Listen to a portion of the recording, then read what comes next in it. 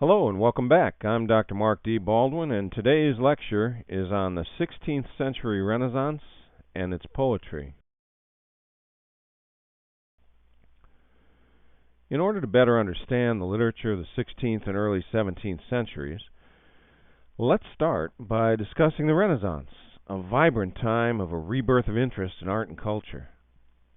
It spread from Italy with its origins in Petrarch and its champion Lorenzo Medici, who encouraged Michelangelo and Da Vinci, throughout the continent of Europe to the British Isles. The philosopher Erasmus called it a golden age, marked by great artistic and intellectual enterprise.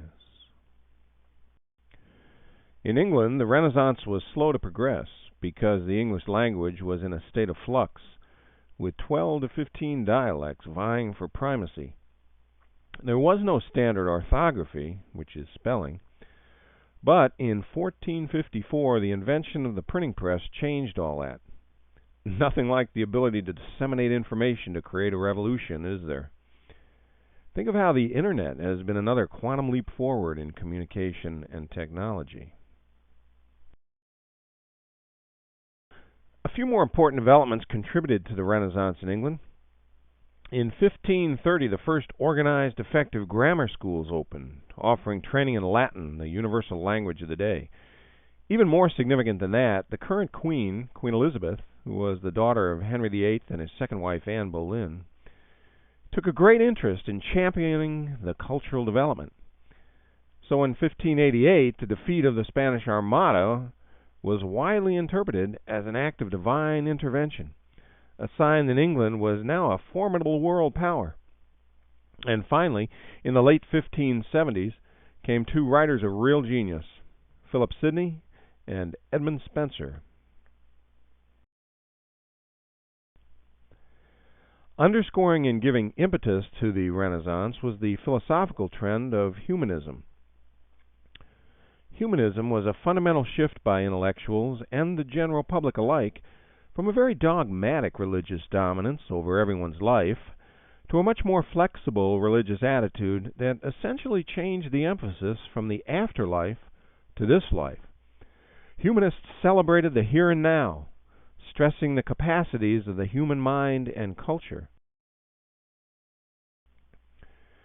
At the same time as the explosion of humanism and the Renaissance in art and culture, theologians revolted against the corruption of the Catholic Church in what is now known as the Protestant Reformation. Chaucer's Canterbury Tales exposed many of the very same corrupt practices over 100 years before the Protestants took action. By 1580, Protestantism and Calvinism were on the rise. Calvin emphasized the depravity of nature since the fall of mankind, prompted by original sin, which threatened the whole order of nature. He argues that the laws of nature are insufficient and delusive. Thus, grace is necessary as a corrective of nature. Calvin believed in predestination, yet man had to strive for goodness despite the odds. His belief that love is a challenge to morality is contrary to the idea of courtly love, wherein the courtly lover had to adorn his profane mistress with service and loyalty, patience, humility, and constancy. There was little sense of sin or immorality in this tradition of courtly love. A philosophical influence reborn during the Renaissance was Neo-Platonism.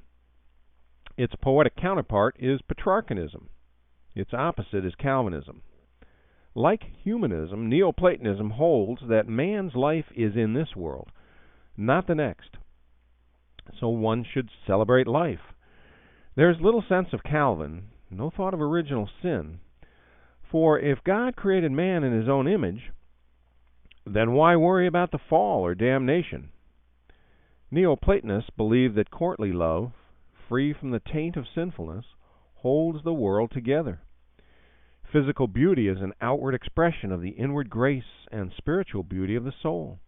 And this spiritual radiance is an extension of God's beauty. The Platonic lover, therefore, paid devotion and adoration to the physical beauty of his mistress, only insofar as that beauty reflects her soul.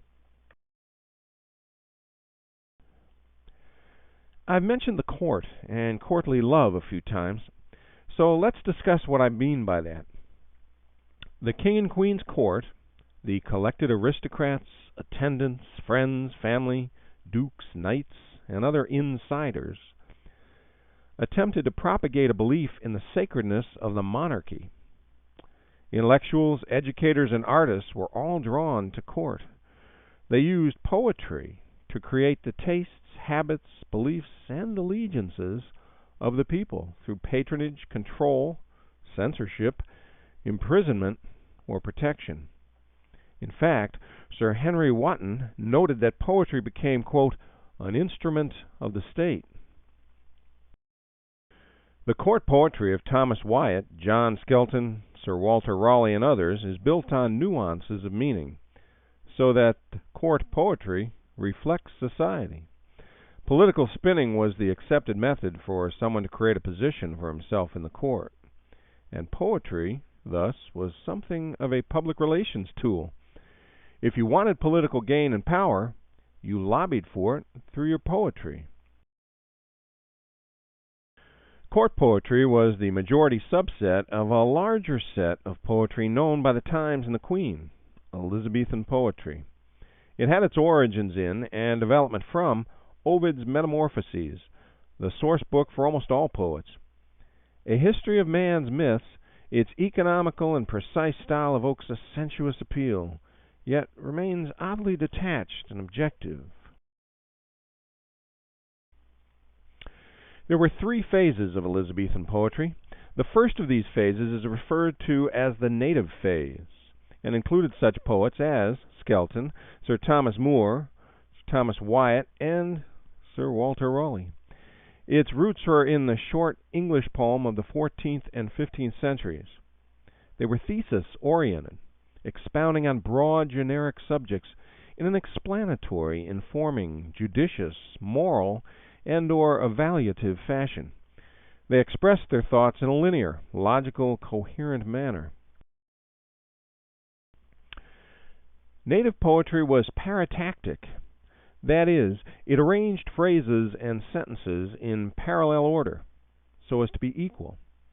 This form suggested that the world consists of absolutes, but the problem here is that the poet had to close his ideas in a regimented form.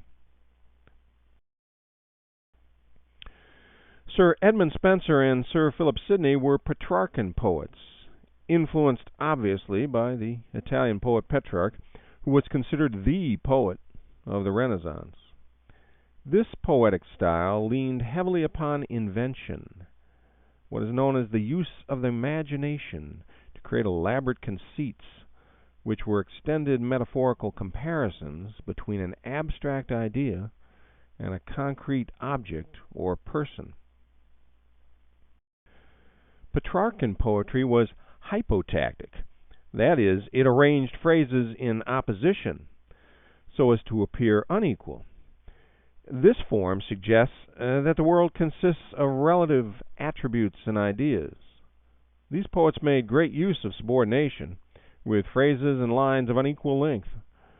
The strength of the English poetic line was its having been grounded in years of heavy metrical orientation, yet now it is becoming varied and subtle in its meter and rhyme. Petrarchan poets are mostly interested in bedazzling the listener. The third phase of Elizabethan poetry boasts the giants William Shakespeare, Ben Jonson, and John Donne. Quite simply, this phase assimilates and completes the practices of the first two phases. Many Elizabethan poems are sonnets, and there are three basic types of sonnets. The first one is the Italian or Petrarchan, which consists of an octave with an ABBA rhyme scheme that tells the problem, and a sestet, C-D-C, D-C-D, that resolves it.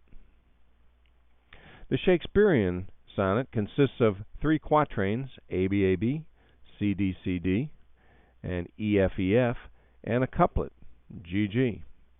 And the Spenserian consists of 3 interlocked quatrains, A, B, A, B, B, C, B, C, C, D, C, D, and a couplet, E, E.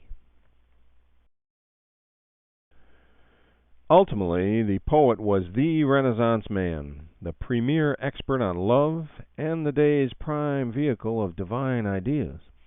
It was widely believed then that poetry is the most estimable form of imitation, because it copies not nature, but a divine archetype. Through his God-given power, the poet creates another world, analogous to the way God created this world. For a good example of this expression and theme in poetry, please check out John Donne's canonization. The poet is, thus, a creator, mediating between the world of transcendent forms and the brazen world of nature.